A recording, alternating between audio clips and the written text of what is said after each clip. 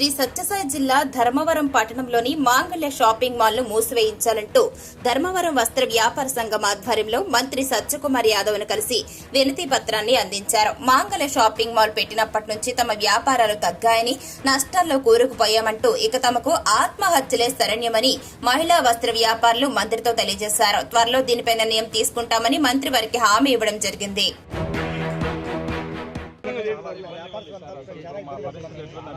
గత సంవత్సరం కాలం నుంచి జీతపత్రాలు లేకుండా పోతున్నాము.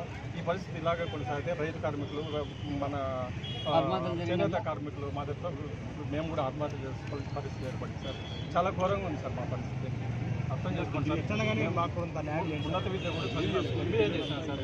నేనే ఎంబీఏ కానీ దీంట్లో ఇప్పుడు ఏం చాలా ఇబ్బంది సార్. ఎలక్షన్ బిఫోర్ కూడా మేము కలిసి చెప్పినాం.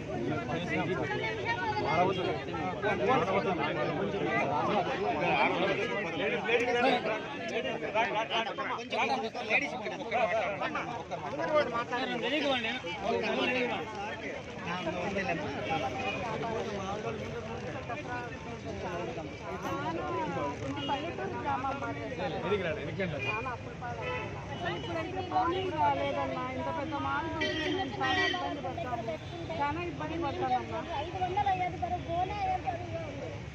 అందుకు మా దగ్గర పనిచేసే వాళ్ళకి మేము జీతం లేక బాధ్యత లేక మేము చాలా ఇబ్బంది పడుతున్నాము. గుండెల్లో